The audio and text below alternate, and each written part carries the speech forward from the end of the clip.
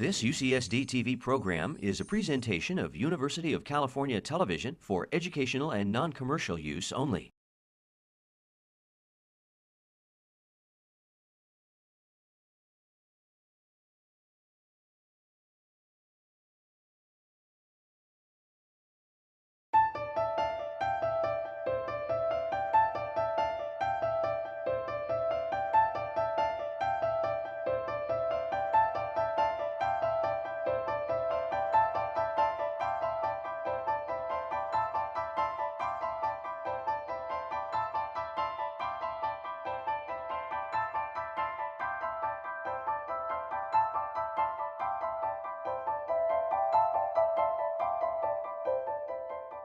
And next we have Alison Motri from here at UCSD with an exciting new report on comparisons of human and ape stem cells.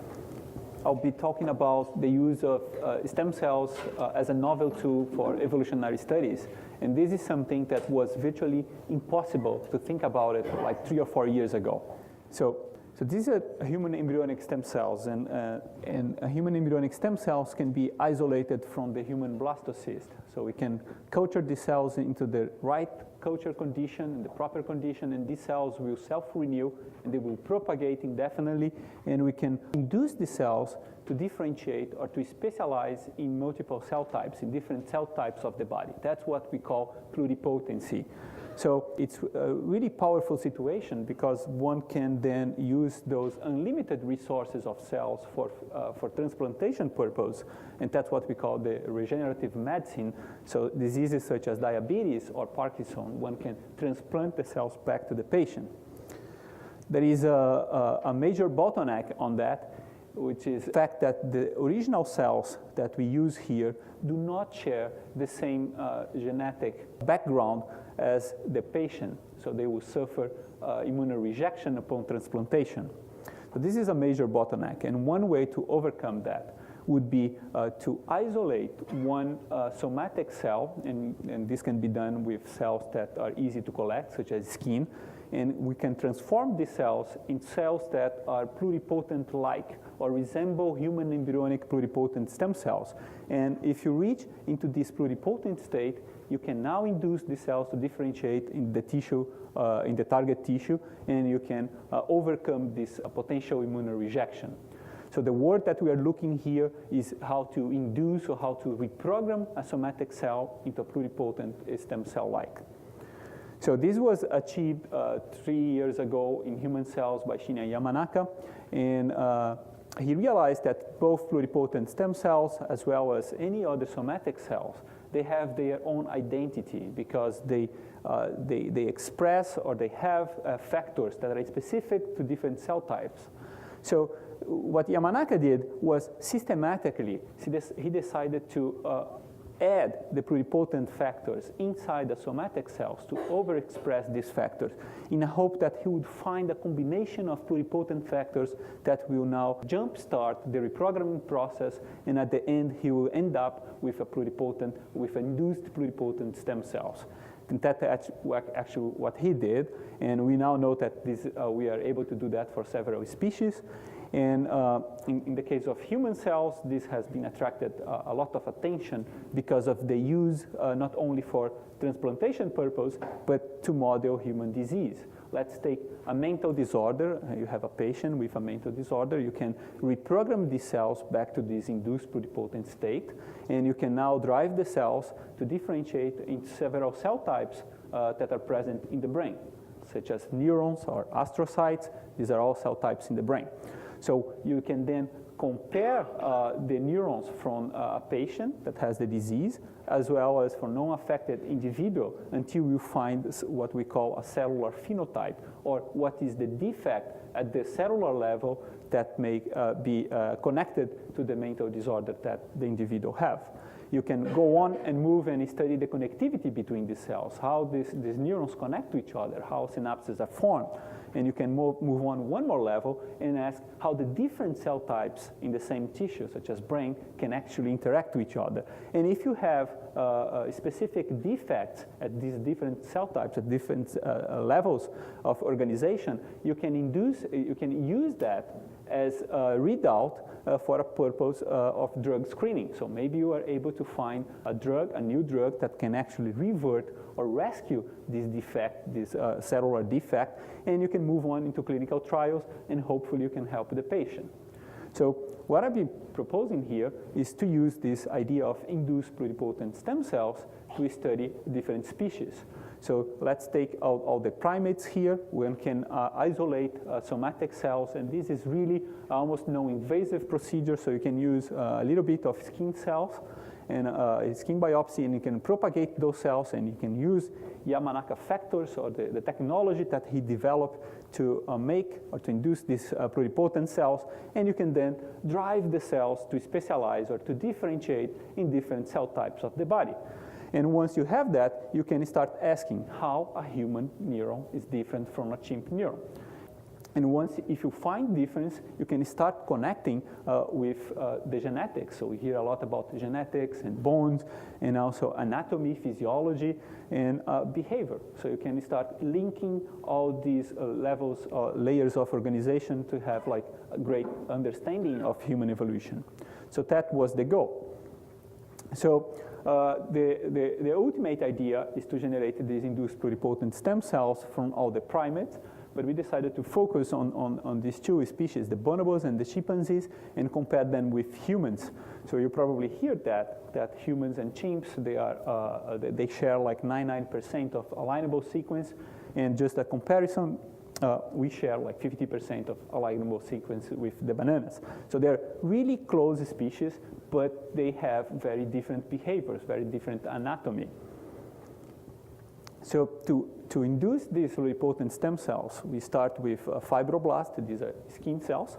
And we add the Yamanaka factors here, and you immediately see that after a couple of days, the morphology and the behavior of the cells will change. So fibroblasts, elongated cells, and they like to grow in their own, so they are isolated. So when we move those cells that has these pluripotent factors into this human embryonic stem cell condition, they immediately behave in a different way. So they start to get together to each other, and they actually resemble human cells, cells from the human blastocyst. So they were grown in this human condition. At this stage, they start to express pluripotent markers, such as TRA189 and NANOG. These are immunostaining to visualize the presence of these pluripotent factors on these cells. So the factors were not there in the fibroblast state, but after this transformation, they start to be expressed. So we also confirmed that there is no gross genomic abnormality. So by doing like a G-bending karyotype, we can check that actually they have the 48 chromosomes, and we repeat the same procedure for bonobos and also humans, and it's always good to see that the humans have like the 46 chromosomes compared to the 48 from the other primates. So one way to prove that the cells are really pluripotent is to induce the cells to start to differentiate into what we call the embryoid bodies. So you lift the colonies from the plate, and these cells will start floating around, so there is no attachment to a dish. And in the absence of growth factors, the cells will round up, and they will start to differentiate into these three germ layers. So the three germ layers are the layers in early stages of the embryonic development that will give rise to different cell types and different tissues in the body. So we can confirm the presence of these markers for the three germ layers by PCR, and we have here the three species in the induced pluripotent state, and as well as in the embryonic body state. And the pluripotent markers are all highly expressed here, but they are down-regulated as soon as the cells start to differentiate. And you can see markers for the ecto, meso, and endoderm being up-regulated during this embryoid body formation. Another way to confirm that these cells acquire a state of pluripotency is to induce teratoma formations in immunocompromised animals. So teratomas are solid tumors that has an embryonic origin, and when you analyze sections from teratomas, you can actually see several cell types, and you can label these cells from the different germ layers. So you assure yourself that the cells can differentiate in different cell types. So And then once we are convinced that we can make these pluripotent stem cells from the different species, the question is what kind of cell type would be ideal to study? We can study neurons, muscles, or cardiomyocytes, heart cells. So virtually we can study any cell type, but because myself and my group are a bunch of neuroscientists, we are brain crazy, we decided to focus in the brain. So what kind of difference one would expect to see in the brain? So there are lots of reports that the human brain have a different genetic expression compared to the other species. There is also a clear brain size and organization. So although the skull size of all the primates are roughly comparable, the actual cranial capacity and the brain size of humans are way much larger compared to the other primates. So this is just an indication that we should start to see some of those differences regarding brain size and organization as well as gene expression. So then we start making neurons. So let's induce those cells to become functional neurons. So it's a highly complex protocol and takes time. But briefly, what we do is we take advantage of these embryoid bodies. So they already have the 3 germ layers. And we plate these embryoid bodies in a neural condition. And as soon as they reach this neural condition, they start to form what we call the neural rosettes. So these resemble early stages of neurotube formation. And at this stage, they already express some neural markers. So if you dissociate these cells, you can have like a more homogeneous population of neuroprogenitor cells. And those neuroprogenitor cells can now give rise to neurons and glial cells from the brain. So here is just examples of neurons from the 3 species.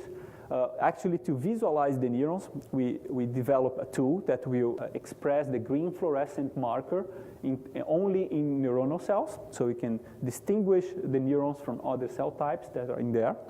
And those green positive cells will also express other neuronal markers, such as synapsin or TG1.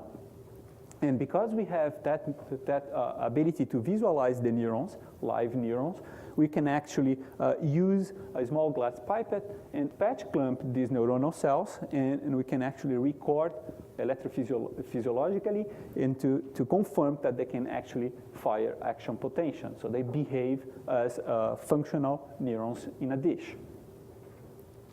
All right, so then once we have those neurons, there are several possibilities. We can start looking for things that are different between the 3 species or uniquely about the human neurons. So one way that we decided to move on and just to start getting to the field was to check for gene expression. So this is just some preliminary data, things that we are doing now, and we start with gene arrays, and we are also incorporating some next generation of sequencing as well. So we decided to focus on isolated neurons. So we can isolate these green cells using a fluorescent sorter, and we can compare the gene expression from these 3 species. So because there are so many genes, and here is just like plots of genes comparing in humans against chimps, humans against bonobos, and chimps against bonobos. And as you can see, there are some genes that are overexpressed in human neurons compared to chimp neurons, and some other genes that are highly expressed in chimp neurons compared to human neurons. So basically, we have all kinds of possibilities, and these are a lot of genes, way more than what we can handle.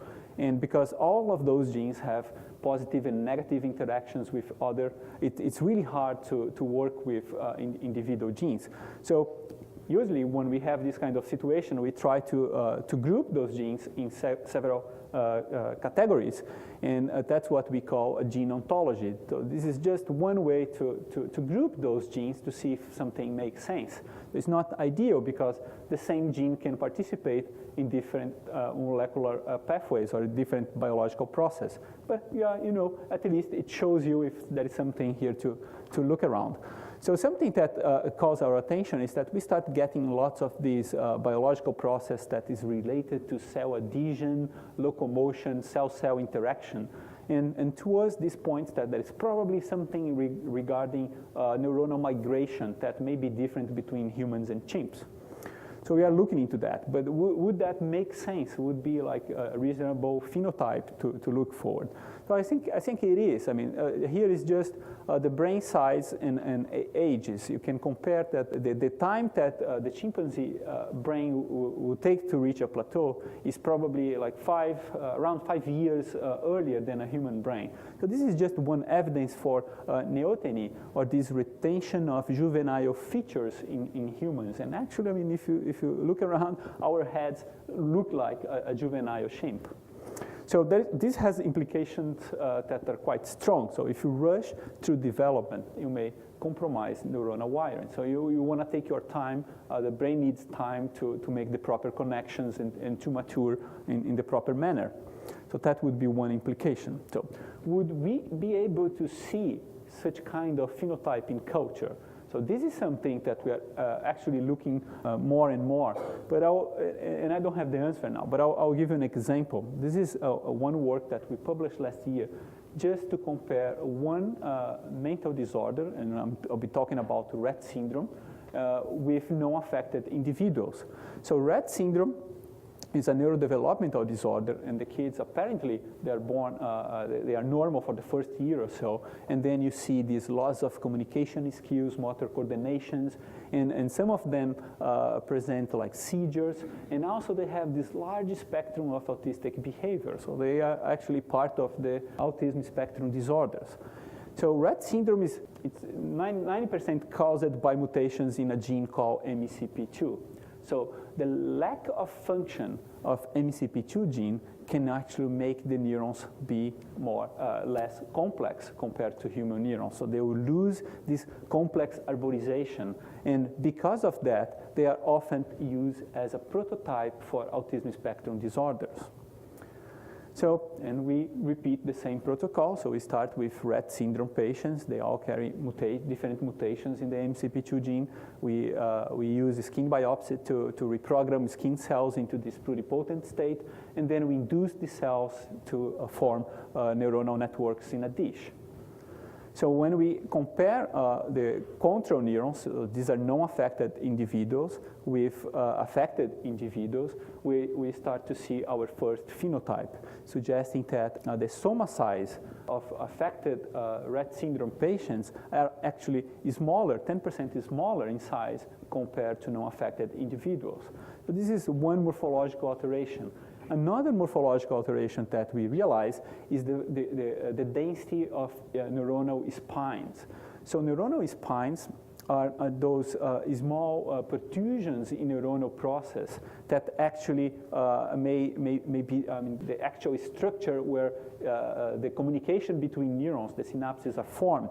So we quantify these spines, and we see that Rett syndrome neurons actually have a clear reduction in the number of spines when compared to controls. So we can also, because we know the genetic defect, something that we can do is to artificially inactivate the gene in normal neurons. And that's what we do here. We can remove the gene from these normal neurons, and we show that the treated neurons will have like a very similar phenotype to the diseased neuron. And this is linking the genetic alteration to a cellular phenotype. So because these spines can actually be the place where synapses are happening, we have several antibodies against synaptic proteins. And we can use these antibodies to visualize the synaptic punctua. So because we can visualize, we can actually count the number of synaptic punctua along those processes. And again, what we see is a reduction in the number of synapses in the affected neuron, in the Rett syndrome neurons, compared to controls. Can we manipulate the system somehow? So one way of doing that is by treating the affected neurons with some drugs. And what we did here is we treat the Rett syndrome neurons with insulin growth factor 1, IGF-1. So by doing that, we were able to completely rescue or to restore the number of synapses in the Rett syndrome neurons. So all of this just to illustrate that the system can actually be a powerful system to link genetic alterations to a cellular phenotype. So another point I would like just to use this one more slide is a collaboration that's going on between our labs and Caterina Semendeferi here in anthropology department at CSD, and we are looking to try to reverse engineer the brain. And one way to do that is to look for regions in the brain that are different between humans and chimps, and we can actually go on and laser capture those neurons and compare the gene expression of those neurons and see if we can get valuable information and put that back into the IPS system and see if you can reproduce this difference from the IPS cells, the induced pluripotent stem cells. So I'll finish here by just confirming that I think I gave you enough evidence to suggest that chimp, bonobo, and human genome can be captured in this pluripotent state, and we can induce the neuronal differentiation, and we can start to compare gene expression as well as molecular and cellular phenotypes. And the IPS model can be a useful tool to complement, incorporate, or add valuable information to other evolutionary models. And the more we learn about ourselves, the more we learn about related species, the better for conservation purpose. And this is our ape team. I would like to thank especially Carol Marcheto, who is really the leader of all of this. She's putting together all these different informations.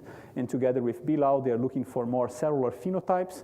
With Catarina, we are doing this reverse engineering approach. And more, my group is getting involved with GeneNeo to learn more about gene expression. And as always, we always consult with Ajit and Pascal. So thank you very much.